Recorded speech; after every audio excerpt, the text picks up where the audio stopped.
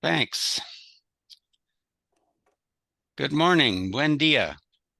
My name is Cliff Wallace. I'm a member of the Great Plains Conservation Network Steering Committee and volunteer with the Alberta Wilderness Association and Nature Canada.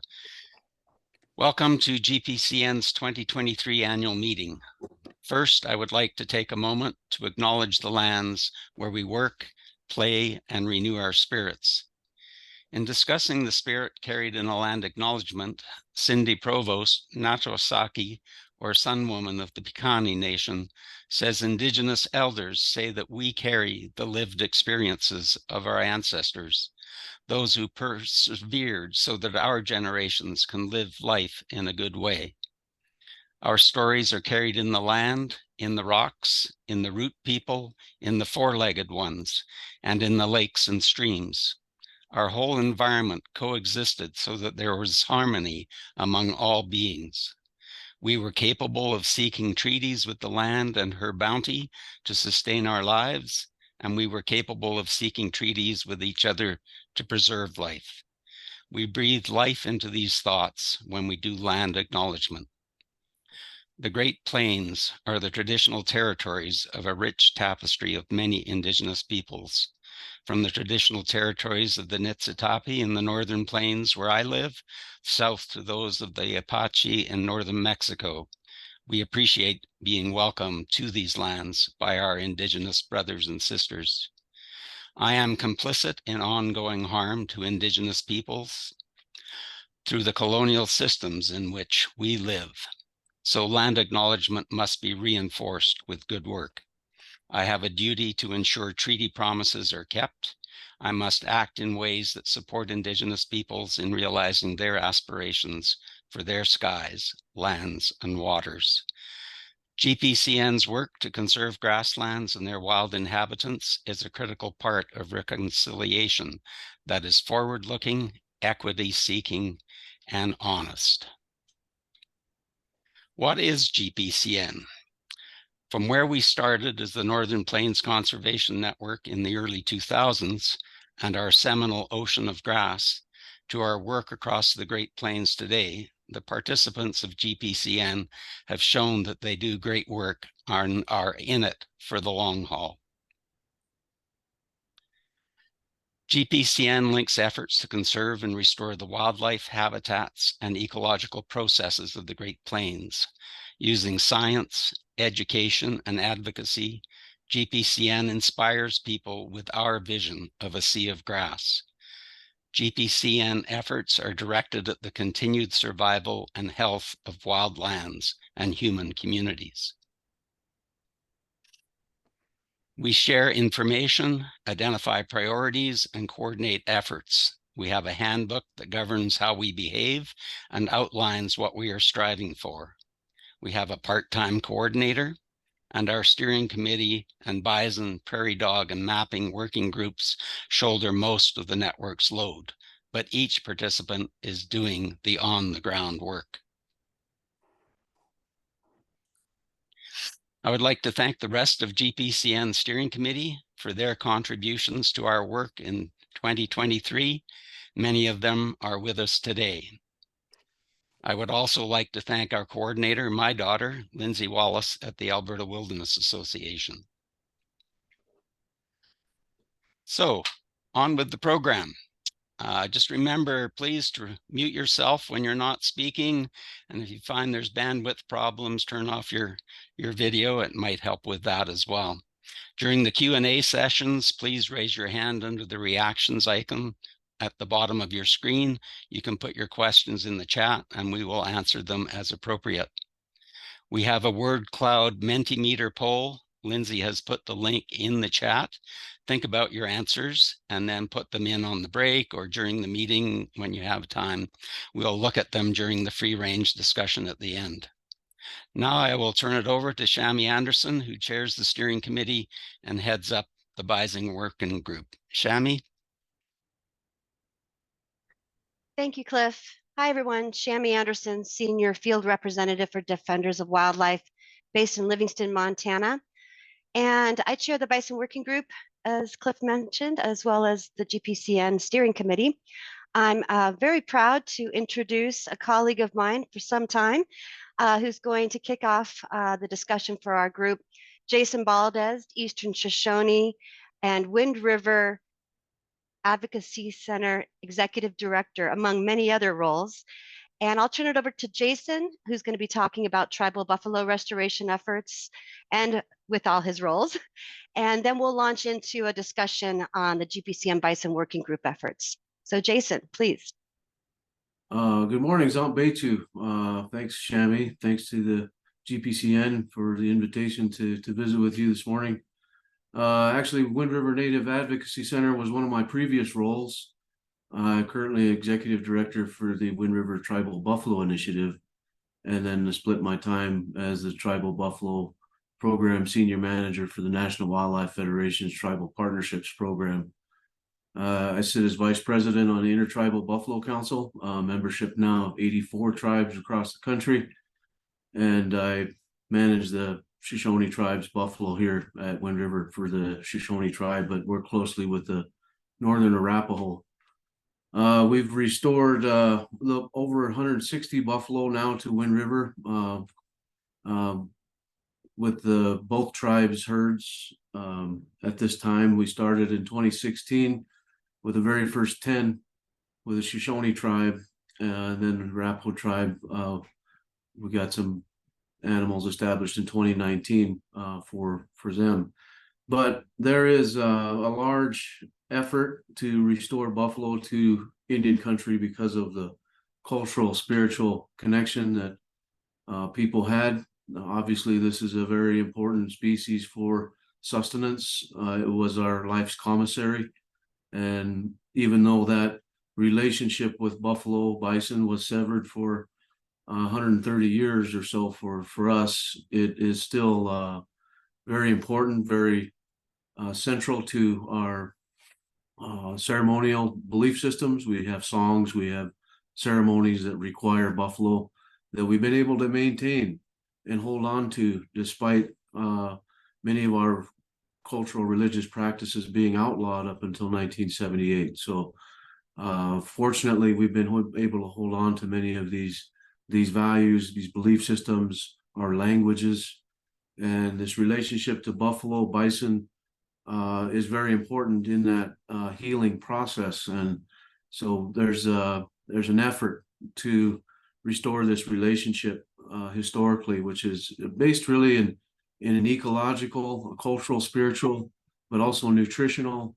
and now educational and academic opportunities to reconnect our people, youth and community to buffalo.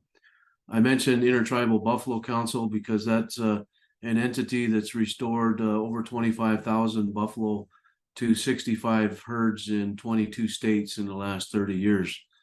And so that has been the entity leading the effort. There's now an effort to really bring more philanthropy to support tribal buffalo restoration. We really feel that this is a trust responsibility issue. It was the federal government's effort to eliminate buffalo, exterminate the animal, remove that animal from our diet, and then subjugate our grandmas and grandpas to the land loss and the colonial assimilative processes that have created the challenge that we're in today. And so this effort to restore buffalo back to Indian country is really led by NWF, but there's less than 1% of philanthropic dollars have gone to tribally led conservation efforts. And so we kind of see a real shift in philanthropy in bringing more dollars and resources to tribally led efforts, hence the Wind River Tribal Buffalo Initiative, an effort to really reacquire lands that were illegitimately taken, or fancy word for stolen, ceded back in 1887 with the General Allotment Act, here at Wind River in 1906, when all lands north of the river were ceded to homesteading. We're reacquiring some of these fee lands for buffalo habitat that can be returned to trust status or restored to the tribes, and that is really a form of reconciliation. And so a lot of tribes land bases have been diminished because of these broken promises, and so there's a real need for land acquisition. And maybe you've heard of the land back movement, but this is, I think, a version of that in a way, but it's conservation. It's grounded in food sovereignty and ecological keystone species restoration. And across Indian country, there's a wide spectrum of potential opportunities, largely determined by the size of lands that those tribes may have. Here at Wind River, we're on kind of the side of the spectrum where we're trying to, continue on with this legacy or this history of conservation, going back to the establishment of the wilderness area. This was established 26 years before the Federal Wilderness Act. A lot of the language in the Wilderness Act comes from the designation of this wilderness roadless area. In the 80s, we passed the game code that protected species, restored pronghorn antelope and bighorn sheep, which were extirpated prior to that. In the 90s, we protected wolves and bears, which is really an example of bridging indigenous science and Western science to find that common ground.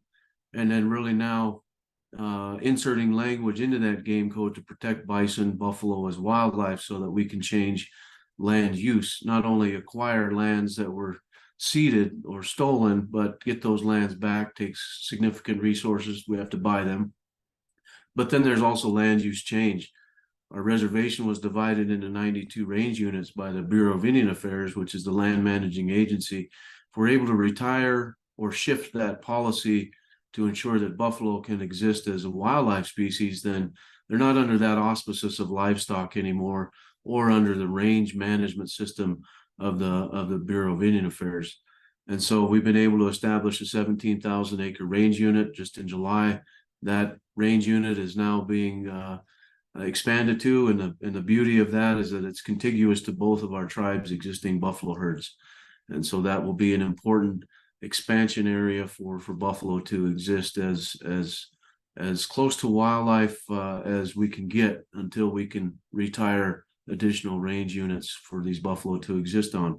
Now that's a unique opportunity here at Wind River. Not every tribe has that ability, but all of the tribes that are restoring buffalo is primarily for the cultural, spiritual purposes, to get buffalo back into the diet, into the school lunch programs, into the elder programs, restore these animals for ceremony, and ensuring that the communities there have a viable option in terms of protein and ensuring that they have that nutritional value as a priority for their communities.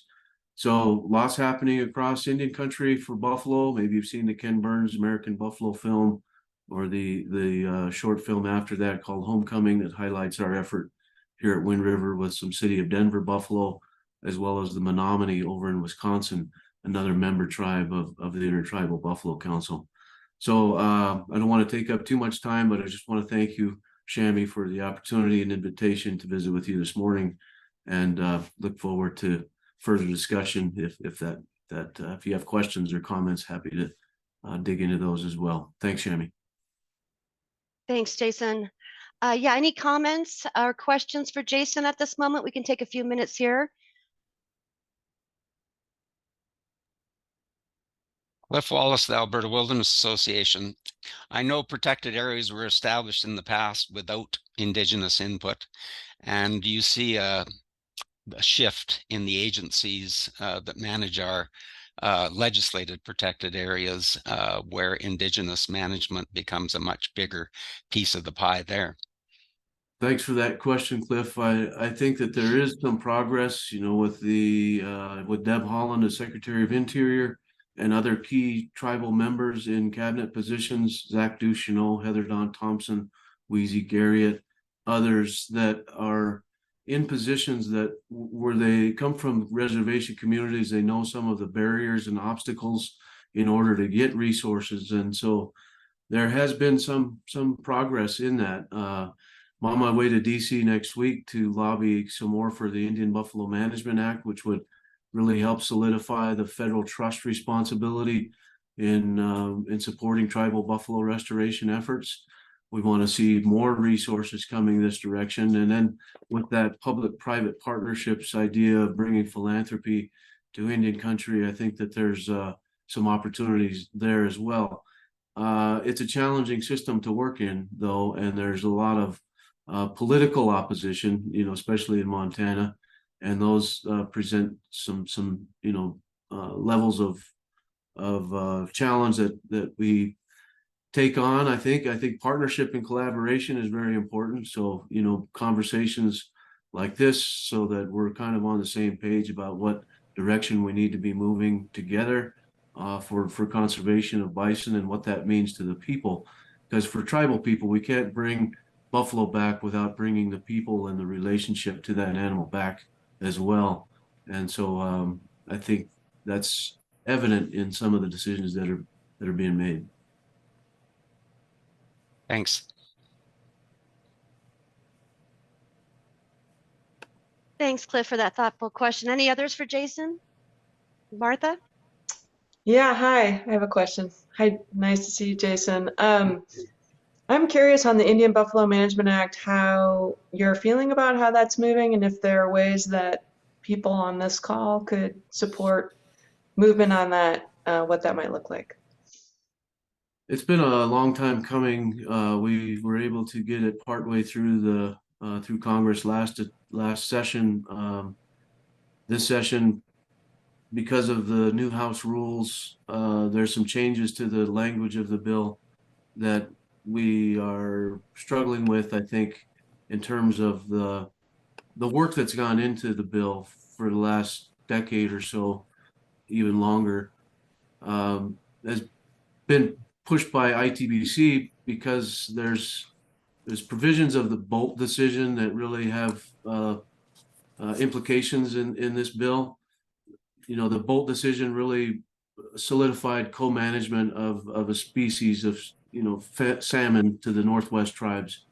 So 140 million goes to the Northwest tribes to co-manage the species, and we feel that there should be some parity there, and so use that language to justify the federal government's trust responsibility to support a species that was nearly eliminated and was used as a tool to subjugate people, Native Americans. So we want to keep the bill as solid as we can, and I think the new House rules kind of chip away at some of those provisions that we wanted in there, but we've got bipartisan support. I did send Shammy that link that came out yesterday with Lamalfa's support, and we've got support from Senator Heinrich of New Mexico for a long time. He's been a big advocate for us. So I think in this next week there's going to be testimony. We're probably going to see some movement in the bill, and I think at that time we could reach out for some support in joining in on advocating for that legislation.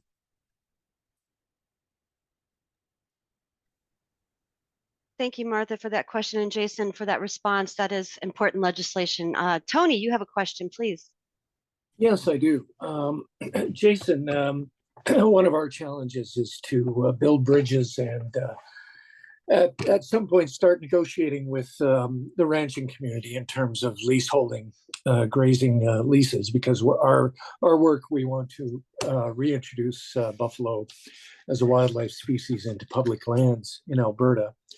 And the situation up here is probably slightly different to the United States in terms of grazing leases. I'm not sure. I don't know what is happening in your part of the country in terms of the ranching community. I'm curious, what kind of bridge building have you approached the ranching community generally? Is there support? Can you kind of address that issue? Because that'll be one of our biggest challenges. Well, I think what we can do on tribal lands maybe can help set precedent for what we can do on public lands. And we're fortunate at Wind River in that we don't have any non-tribal permittees. They're only tribal permittees, and most of those folks don't necessarily argue about the importance of bison to the community. And I think that that's a strong talking point in terms of working with our tribal ranchers.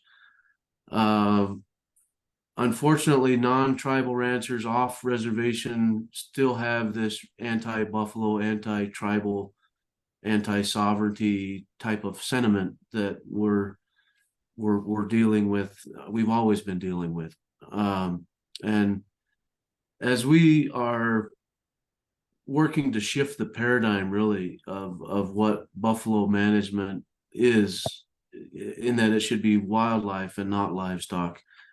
I think at the policy level, or at the leadership level, we're able to get the support we need to change those things in policy so that it kind of trickles down into land management. For instance, we advocated for one range unit not to be advertised so that over time we could keep it empty. When the decision came time to dedicate it for buffalo, there wasn't as much opposition to that.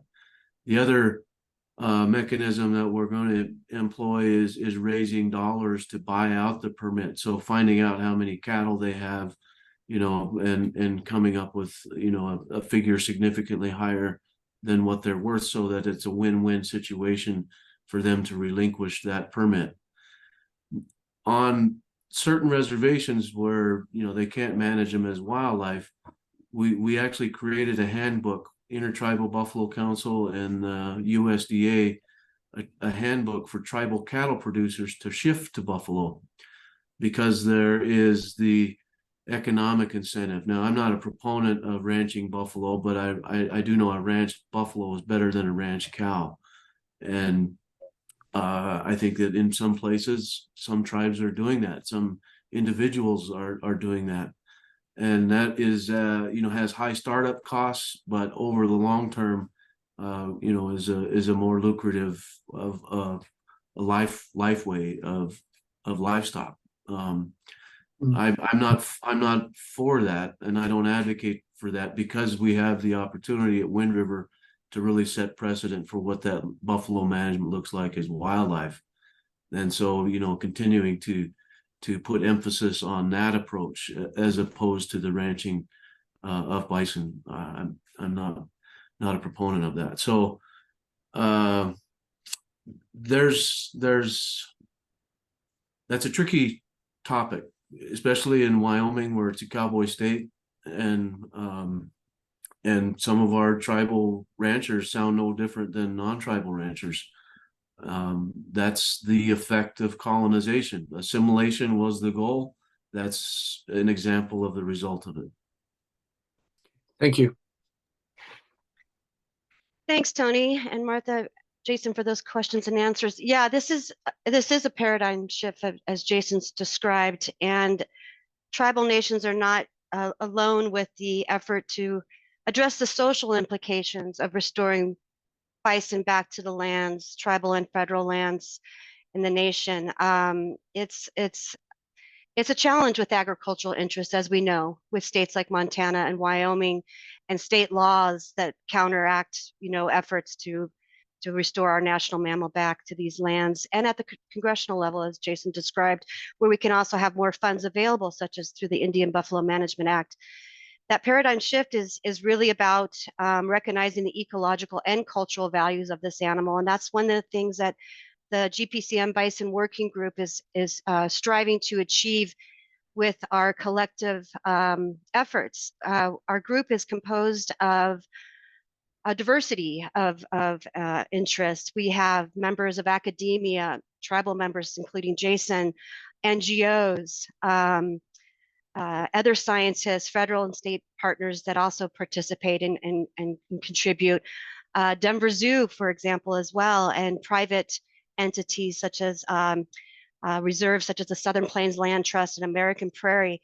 So our goal with, and representatives from Canada and Mexico, and those bookends, as we call it, at the continental scale. And our goal is to sort of mimic or apply our synergies where we can, come together, update each other on what we're doing through our various lenses, increase, efforts, whether it's partnerships or funding, and to have that dialogue and communication on how we can address particularly the social and political challenges. With that, I thought it would be helpful to sort of update you all on our efforts. And one of the things too, as Martha alluded to, is how we can also support tribal nations and Jason and ITBC and others with their efforts, like with the Indian Buffalo Management Act. So the GPCN, we can galvanize support, write letters, and also let the GPCN network know of opportunities to engage. So please know that that will continue to be a function of ours through the GPCN listserv notices and with our updates as we regularly have our meetings.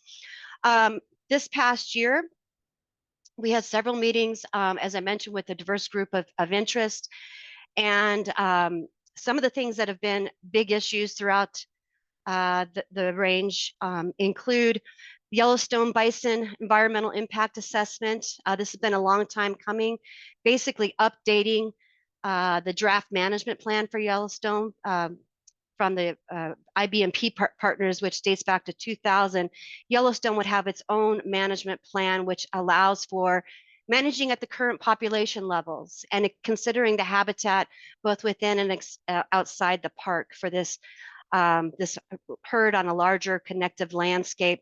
The EIS comment period closed in October. There were more than 12,000 comments generated, so of great local and national interest for the implication of this plan and bringing it up to contemporary management as the park describes. The record of decision is expected to be signed sometime this summer, and our hope is that that will occur with no delays by the National Park Service. However, we are challenged with some state opposition. The Governor Gianforte and his office have sent 2 letters to Superintendent Cam Shawley throughout during the EIS process and stemming from the draft preferred alternatives. The governor of the state would like to see Yellowstone bison managed at a decreasing population with only 3,000 animals. And this was a target set by the Interagency Bison Management Plan 23 years ago. So it's quite outdated. And it really is indicative of the challenges, again, that we face with political opposition and siding more so with agricultural interests for hampering bison restoration efforts on public lands and not supporting the opportunity to grow herds and while we're trying to let the state and other challenges with agricultural interests know that it doesn't have to be one or the other, agricultural on lands or bison. We can do both. And Yellowstone is a great example of that because there's been coexistence of animals. There's been fencing projects. There's been opportunities for the Forest Service and for tribal partners to engage at the IBMP level. So our hope is that Governor Gianforte's threats to potentially even do away with the bison tolerance zones outside of the park, demanding for all bison to be vaccinated against brucella, which, as we know, there's not a successful vaccine to date. That these are not solutions to managing this herd. These are in opposition of bison at the Yellowstone level and for that draft management plan and in other areas of Montana potentially. So anyway, stay tuned. We'll keep you informed as to the developments with Yellowstone bison, but many of us are hard at work seeing that the park will come away with a preferred alternative that is for the current population of about 5,000 to 6,000 animals, for the bison to be able to utilize tolerance zones and habitat, calving areas, seasonal habitat outside the park, and that where we can cooperate and have some co-stewardship opportunities with the tribes and all the IBMP partners. Also in Montana, many of you are aware, Charles M. Russell National Wildlife Refuge. There's been a long effort over many years to see bison restored to this National Fish and Wildlife Service refuge in Montana, and we had started to see some opportunity. There's a tribal buffalo proposal for CMR. that is really meaningful in terms of a opportunity for co-stewardship, cooperation among the tribes, the treaty tribes of CMR in Montana and the Fish and Wildlife Service. However, we recognize that there are some, again, political influences that has allowed or has resulted in the service putting the EIS on hold until after the November 2024 election. So we hope that Fish and Wildlife Service will continue to keep the dialogue going with all the parties, all the stakeholders, particularly with the tribes in lieu of their proposal, but that we can be ready for that EIS to be announced come fall of 2024. The Buffalo Treaty Leroy Little Bear of Blood Tribe is working hard to advance the treaty, and we'll be scheduling the next meeting in 2024 in Canada. I don't believe Leroy is on the phone, but been having some conversations with him, and that's going to be really exciting. And we'll be able to also update you through the GPCN and other communications on where that will be and how to engage and how to participate in that effort with supporting the tribes. Also in support of the tribes, the Buffalo Network. This is a network that started last year, resulting from an America the Beautiful National Fish and Wildlife Foundation grant that is going through Fort Belknap and with support from the Smithsonian and defenders and tribes within Montana, Blackfeet, Rocky Boy, Fort Belknap, and Fort Peck Indian reservations. This is an effort to create a network for enhancing buffalo management and using applied research and science through tribal colleges and their students.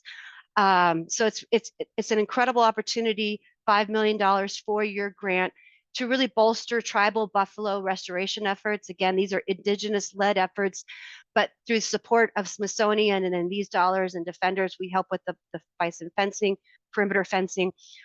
We can assist tribes with growing their cultural herds, connecting lands, as Jason noted. A big challenge remains on tribal lands is bringing lands back under tribal ownership for buffalo and for the community to benefit.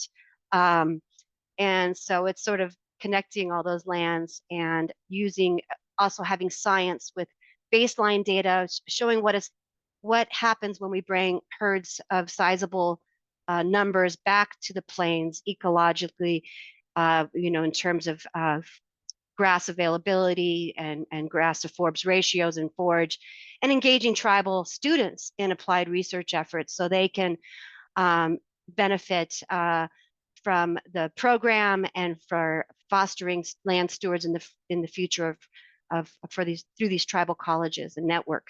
So pretty exciting with that effort. Other major efforts announced by our GPCN partners.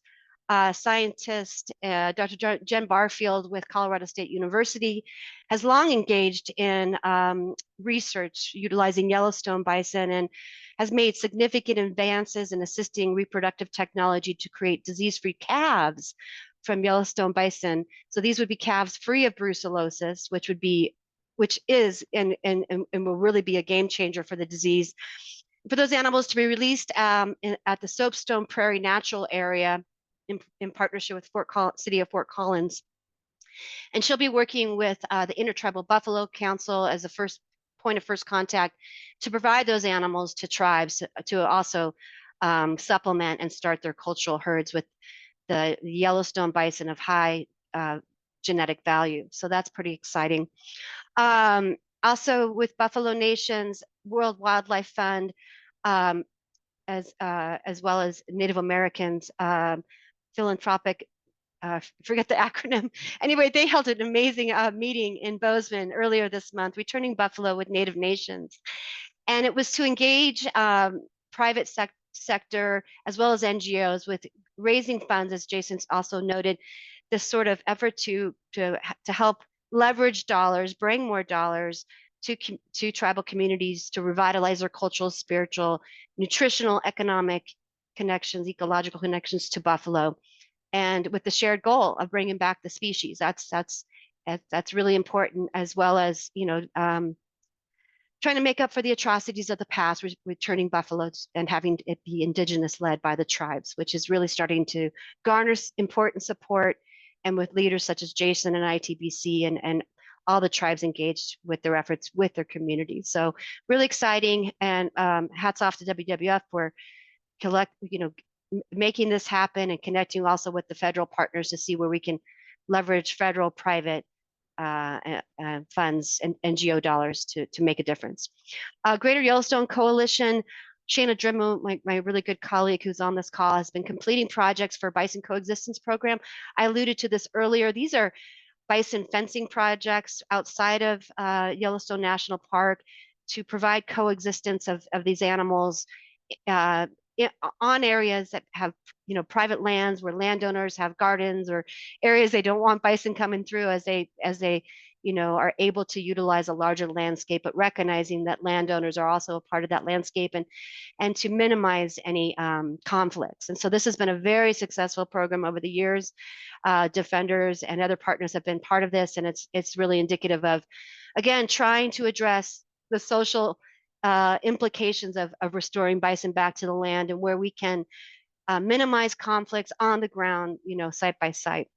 As mentioned already, the Intertribal Buffalo Council and many others are really, with NGO partners, are advocating for the Indian Buffalo Management Act. Jason talked about the last Congress. There was bipartisan support, but unfortunately did not cross over the finish line. We're encouraged this Congress will hopefully do the right thing. This would provide $14 million in annual grants for tribal buffalo programs. And it's really helpful that Senator Heinrich has introduced it on the Senate side, and Representative Mafala has introduced it on the House side. So we'll keep you apprised to where, as Martha asked, where we can also write letters of support, and where we can continue to put pressure on Congress to pass this important legislation for funding. The Department of Interior, also Secretary Holland, has a Secretary Order 3410. I have it memorized now. $25 million in dollars that would be really helpful to tribal buffalo programs, requiring major support at the congressional level. In appropriations, this is how it can go. Markups ended up resulting in these dollars being crossed out. And so it's really important if we can put pressure on House and Senate appropriations to keep the language in for these dollars to materialize under the Department of Interior's Bison Conservation Initiative, will really make a difference for tribal buffalo programs, and in cooperation with federal herds, for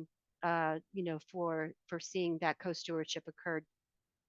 And then finally, we can't forget Texas, other parts of the country here outside of the Northern Plains. There's a lot going on in, as I mentioned, Colorado, but Caprock State Park has gone from 50 animals to 350 head, free ranging over the entire 5,000 acre park. Donald Baird has been heading up that effort. These are animals of the genetics of the southern portion, southern area for reintroducing purposes, the Charles Goodnight herd back to lands. And Donald is working with tribal partners on creating cultural herds with these bison, potentially also bison that could go to the Southern Plains Land Trust in Colorado. They have utilized Yellowstone bison. I see Henry's on the call today, and he'll be talking about their efforts. So I'll make sure, not to take away from his limelight, but it'd be exciting to see those genetics play out in a meaningful way in herds of the southern range. And we'll also be hearing later about Canada and Mexico with efforts on bison. But that's sort of the snapshot. There's been a lot going on. I'll quickly just let you know that we're gearing up for 2024. Can't believe it already. We're going to be adding new members to the Bison the Bison Working Group, and more projects. Projects include, I'm getting winded here, so much to tell you all, but pretty exciting. We're going to be launching into an effort to create a work product, convening tribal members and Western scientists to try to bridge the gap between traditional ecological knowledge and Western science. Now, there's a plethora of literature out there, And there has been some efforts, but we really want to see where we can create meaningful connections between TEK and Western applied science for on-the-ground bison restoration efforts. And so this committee is being convened. It's also going to include salmon tribes, by the way, and tribes in Alaska, Plains tribes, Buffalo Nations, and then Western scientists that really want to see where we can bridge the gap and not just tokenize TEK, but make it of equivalent relevance with scientific approaches to on-the-ground management and restoration. So that's exciting. Another effort is, and we'll be talking about this here soon, Homes on the Range is a tremendous interactive map displaying conservation priority areas based on black-tailed prairie dog habitat. Well, the Continental Strategy Bison Working Group has done something similar with bison, creating shape layers of key conservation areas, tribal lands, federal lands, private reserves, where we can really maximize our conservation efforts and pay dividends to the animals on the ground and to, for cultural efforts for tribal communities. So we're going to be sort of combining these efforts and creating a shared map where we can see what happens. And we'll probably have a separate panel discussion with the leads through the GPCN network sometime in the spring. So please look out for that. We're also working to create sort of a how to restore bison on lands, creating a glossary of bison terms as a group. And these are just some of the efforts. But looking forward to 2024 and with our incredible group of very talented people, and really want to thank everybody for what they're doing individually and collectively, and really excited that we could be reporting back to you all through the GPCN network. So that's what I have. Cliff, I'll hand it back to you. 2 minutes Well, early. 2 minutes early, may I add. Yeah. Any thoughts, questions? Lindsay, see anything in the chat other than my thanks to Shami and all her great work with all the participants of the group? No, it looks like no questions. Give it one more shake here while I pull up my bio for our next presenter here. Yeah, I might have one while you're doing that for Jason and Shami. It seems Montana may be worse than Wyoming, I don't know, but still good stuff is happening there. But why does there seem to be this differential between South Dakota, Montana, Wyoming? South Dakota seems a bit more okay with it. I'll take a stab at that, but I don't really know. You know, there's 7 reservations in Montana, 9 in South Dakota, and 1 in Wyoming. And you know, I get this question quite a bit because people can anticipate that the ranching community is the one that is in opposition. And that is why. And you know, I think that there's this notion that the West was won. We have to think about manifest destiny and this notion of progress and conquering the wild. You know, we were the first tribe to establish a wilderness area, but the closest word in our language to wilderness is home. And that doesn't mesh very well with untrammeled by man or the notions of wilderness as it's written. Same with wild and wildlife. You know, treating wolves and bears and buffalo and elk and deer and antelope as our relatives is the way we describe them. That's a different worldview than the one that was brought here, which is based in exploitation and extraction, and what we can benefit from commodification and commercialization from money-based type of thinking. Tribal societies and historically indigenous communities were ecologically based thinkers, and so these two worldviews are always clashing, and that is in Wyoming, it's in South Dakota, it's in Montana, but in Montana, it's trickled into the at the administrative level, where you know the governor and his administration carries these beliefs and philosophies that are on the other side of the spectrum, and I think that's really why we have to be careful who we vote for. Thanks. Yeah, and Cliff, I'll just add to that, Jason. I think that was very thoughtful. You know, the way I work all over the plains in different states, and Montana is sort of a different entity animal. It's really with that leadership that is now in office, and with strong agricultural opposition by state constituents. And so it's really about getting with those entities and saying, we're not saying bison everywhere. We're saying opportunities on lands, particularly supporting the tribes, because those are sovereign lands, sovereign nations, should be and are doing what they can. But when it comes to cooperating with federal partners and supporting co-stewardship, the state has a lot that they can influence, and has been a supporter over the years. It's just with a change in leadership. And so we're hoping that we can weather the storm, and it maybe make some concessions along the way. But it's a challenge in Montana.